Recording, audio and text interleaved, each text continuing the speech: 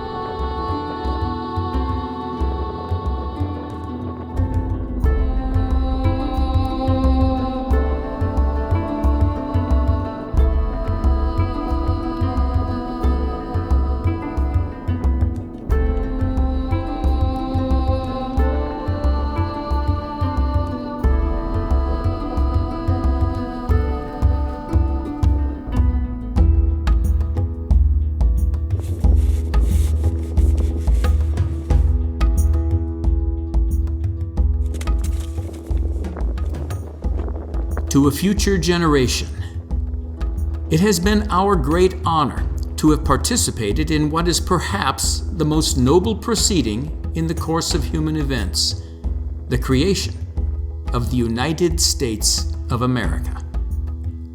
We pledged our lives, our fortunes, and our sacred honor to give the people of this nation and this world a gift of inestimable value: liberty. It had long been dreamed of by the masses, but thwarted by the few. You see, it is a driving force of human nature to crave power, and power demands control. The devils of this world have always sought to acquire that control at the expense of your liberties, and they have always won. Until now. We are both proud and humbled by our accomplishment, but we know better than to believe that the battle is over. It will never be over. The devils will always exist, and they will forever seek clever and devious ways to cheat the people of their liberties. Silver-tongued orators will deliver a message contrived by diabolical philosophers to steal freedom a grain at a time until slavery has become habitual and chains seem customary. America, we know a dark day will come when all we have fought for will be at risk. Our bodies have turned to dust. Our souls have gone on to their eternal reward. All that we can do for you now is pass on these four elements which embody the greatness of past generations and implore you to wield them in order to rebuild that greatness for future generations. Our prayers go with you. For God and country, Benjamin Franklin, John Adams, Thomas Jefferson, George Washington.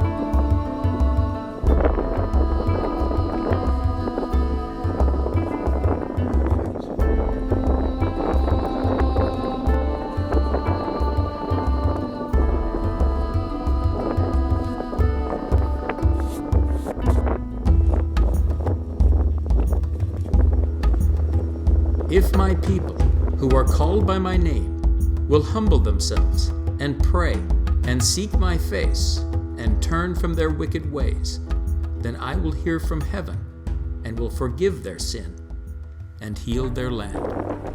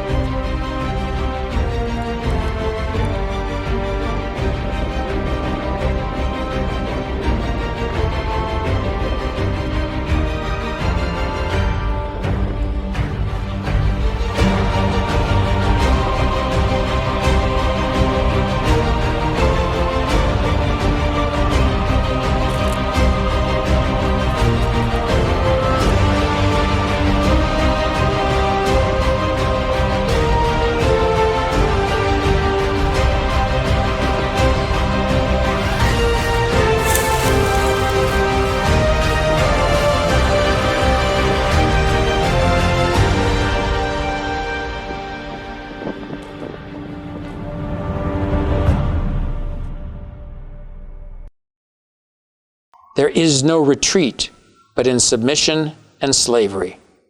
Our chains are forged. Their clanking may be heard on the plains of Boston. The war is inevitable, and let it come. I repeat it, sir, let it come.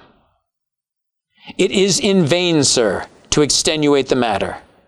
Gentlemen may cry, peace, peace, but there is no peace. The war is actually begun. The next gale that sweeps from the north will bring to our ears the clash of resounding arms. Our brethren are already in the field. Why stand we here idle? What is it the gentlemen wish? What would they have? Is life so dear or peace so sweet as to be purchased at the price of chains and slavery? Forbid it, Almighty God.